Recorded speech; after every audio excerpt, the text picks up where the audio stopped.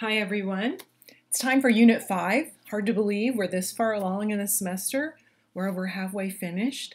The good news is that this course is a little bit more front-loaded, so there's more work the first half of the semester than the second half of the semester, so we're kind of on the downhill slope. There's still some things to work on, but you'll see that the number of assignments will be starting to taper off, so that may be a relief to some of you.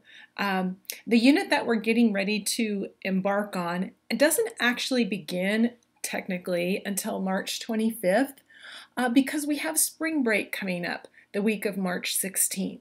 So I'm going to make the unit available prior to March 25th in case there's just some people that are dying to get their work started, or maybe you want to take advantage of the spring break time to work on your assignments, but you certainly don't have to. So please know that this unit may seem a little bit longer, but that's only because spring break is in there. And then we'll be moving forward to Units 6, and then our last unit is Unit 7, so we're getting close there. In Unit 5, we're going to be looking at text itself, and we're going to be focusing on comprehension. So if you were hoping that we were going to get to be talking about reading and comprehension, this is definitely the unit where that's going to fit in. I know so far we've been pretty heavy into aspects of technology, and in this unit we're focusing most specifically on reading, whether that's print or digital text.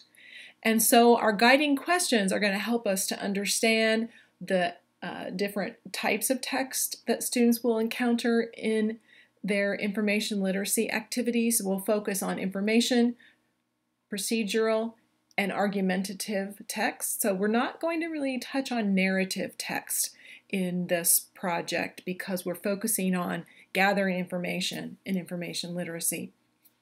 We'll talk about some resources that you recommend for places to go to get good quality text for students, and we're going to zoom in on the idea of close reading and how it impacts information literacy.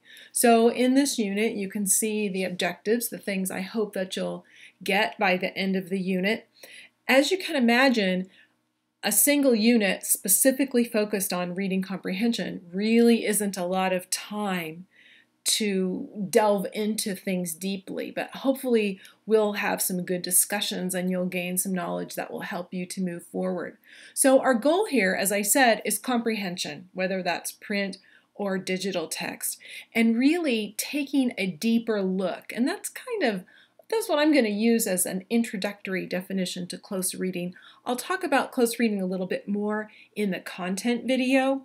But what I'm thinking about is how do we help students take a closer look at what they're reading so that they can gain all the information they need to then go on and create whatever they're going to create using that information.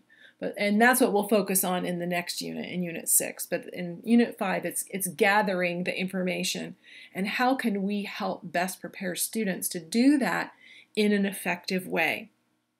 So your assignments are going to focus on, first of all, reading. I'm going to ask you to read the first 3 chapters in our book. We're finally getting to our textbook, so you did not buy that for no reason. We are going to get to it. I hope that you find it useful. I think it's fairly reader-friendly. I think it goes pretty fast when you're reading it, and I think with the background that we've already set, you'll be able to make a lot of connections to the text. The other thing you'll be reading is one article about close reading. In our Canvas modules, you'll see a folder that says close reading articles, I think is what it's called. And there are several in there. I want you to choose one that seems to match your interest and your teaching level the most. And I'll talk in just a few minutes about what you're going to do with that article. You're also going to be viewing. And so I'm going to ask you to choose one of these 4 videos to view. And you're certainly welcome to view them all. Some are longer, some are shorter. And if you feel like that information is something that you really need, definitely feel free to take a look at any of these videos. But I also don't want you to feel like you have to look at things that don't necessarily apply to your teaching level. I will say the first video by Nell Duke, which, by the way, Nell Duke is one of my all-time favorite researchers and speakers, and she does a video here about information text and the Common Core standards, which I highly recommend. I will tell you it's a little bit long. It's longer than the other videos that are listed here, and the other videos, especially the grade level ones, are from classrooms, and they're videos of teachers working with students. So Nell's is a presentation she gave, but it's a very good presentation. I strongly encourage you to view that one, but you don't have to. Even if you don't do it for the close reading assignment, you might want to just do it for your own information. The first assignment in this unit is a close reading activity. So you can see here the purpose. Want you to develop an understanding of the concept of close reading and specifically how it applies to the inquiry process. So you may have already done some reading about close reading or been to some professional development sessions, and that's good because that will give you a good background, solid background to moving forward.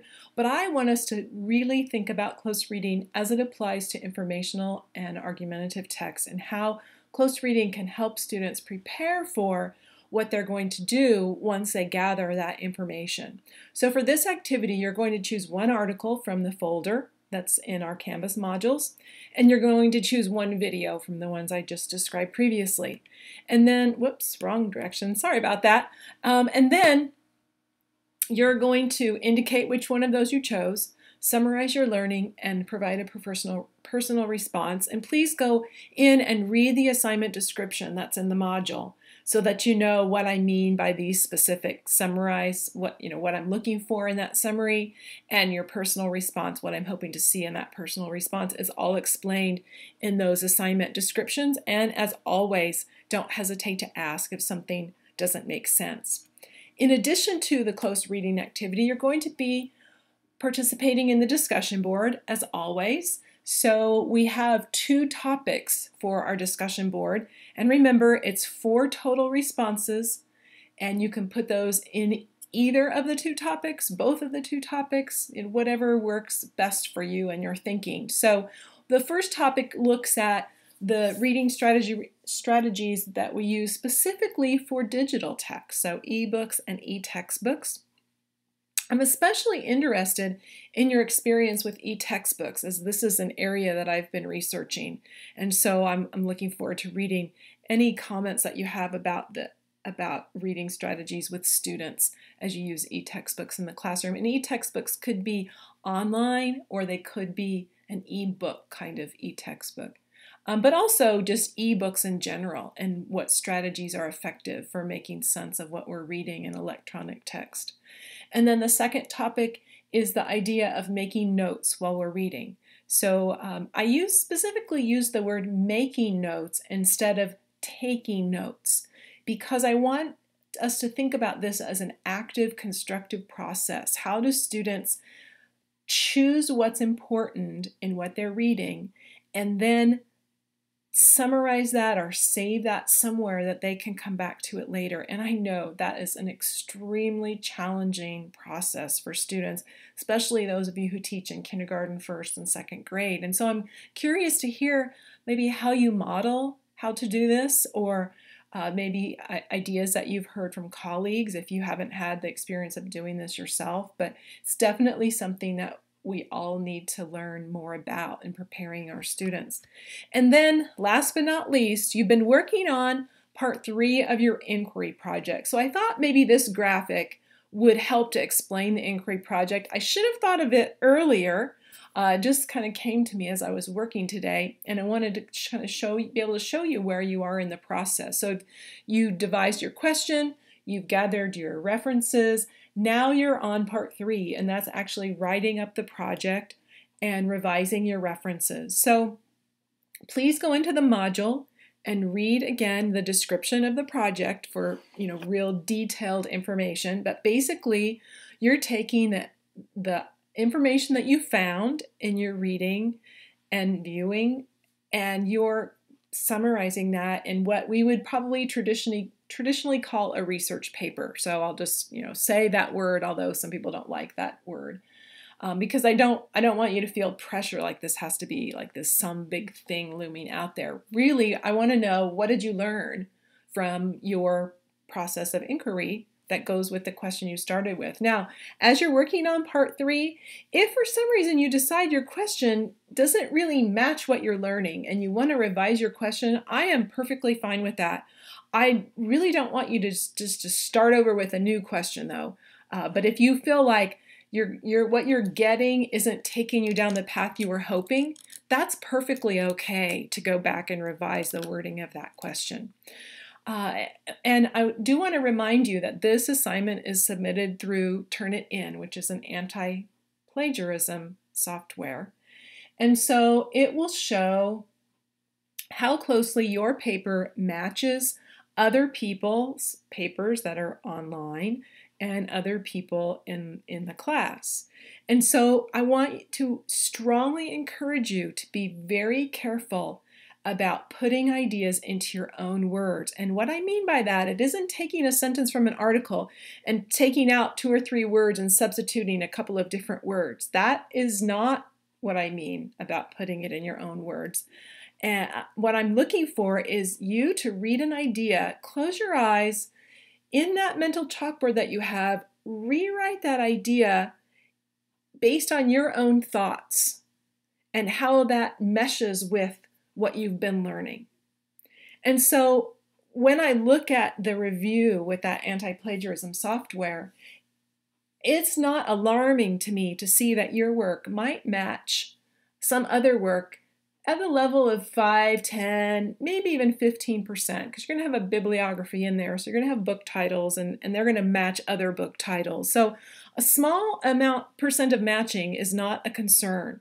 But when it gets up to 20% or more, then I do look at your paper closely, and I can actually, the software lets me click on where your work came from if it's closely matching someone else's work. And it takes me right even to that website so I can see it. So it's really important that you're reading and you're making notes, and then you're putting those resources away and you're writing your paper truly with your own thoughts and words. Okay, now I don't want to spend too much time harping on that, but that is really important, especially as a graduate student in a master's degree program. Now, I will say also in part 3, you're going to revise your references, and I do want to spend a couple minutes talking about that because there's been some concerns. I know some people are using online citation sources, where you just like type in the details in the site, and this website gives you the reference list. You need to be really careful about using those, excuse me, because those do not always follow the most up-to-date APA style. So for instance, on the bibliography that you submitted, the sample bibliography, I think 80% of the students in the class had trouble with the correct use of capital letters in the title of an article or book.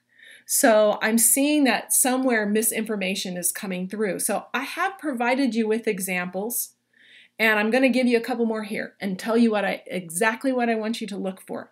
I've also included a link to a website that is known for high quality information on APA styles. You have to be careful where you go, and you have to be careful what you use. All right. In your text, like in the paragraphs of the text, there's 2 ways that I expect you to use a citation. And it's called a citation when it's in the paragraph. So if you are providing a direct quote from something that you have read, so I said before, put it in your own words, but it's fine to have a small number of direct quotes in your paper. And so if it's a direct quote, you must include the information that I've listed here, the author's name, the year, and you must have the page number from that quote. If you don't have the page number, you cannot include that as a direct quote as a part of APA style. And that quote, if it's relatively short, is set off in quotation marks. If it's longer, like probably 3 sentences or more, then it's set off in the body of the work, like single spaced and wider margins than the rest of typing. The second way that you might cite a source within the paragraph is if you're borrowing someone's idea. So in this citation, no page number is needed. You only need the author's last name and the year. And as I said, this is borrowing an idea. So if it's from another research study, if it's from something else you read, and you're taking this idea and you're keeping it pretty close to what the author wrote in their own work, but you're not including a direct quote, then you do need to cite the person's work. And so this is the way that you do that. So for both the quote and the citation of an idea, whatever you have here should match what's at the end of your paper in your reference list. So let's talk about that for just a couple minutes. Two examples, very similar to the examples that I've provided you already. Two examples, and I want to point out what the things I want you to notice. Notice how the author's names are listed. Last name first, comma, first initial only. Some other citation formats do use the author's first name. APA does not, and that's what we follow in education. Notice the way the year is listed in parentheses with a period after it. It's the little details that make a reference accurate. It's the periods, the capitals, the commas. All those things are important. Notice the title of this book. I know this is a book, by the way. This is a little bit off track, but I know it's a book because it has the city and it has the publisher. Notice the title of the book in italics, and only the first word is capitalized unless there is a colon, and then the first word after the colon is also capitalized. Now, I don't have any proper nouns in my title, but if I did, those would be capitalized too. But everything else is lowercase. And then you can see the city, colon, and then the publisher's name and a period at the end. So that's a citation for a book. Here's a citation for an article.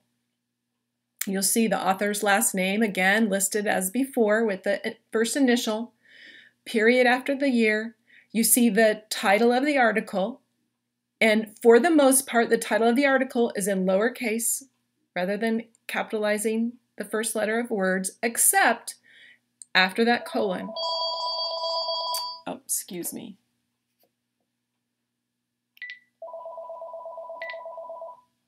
Okay, I'm going to keep going here.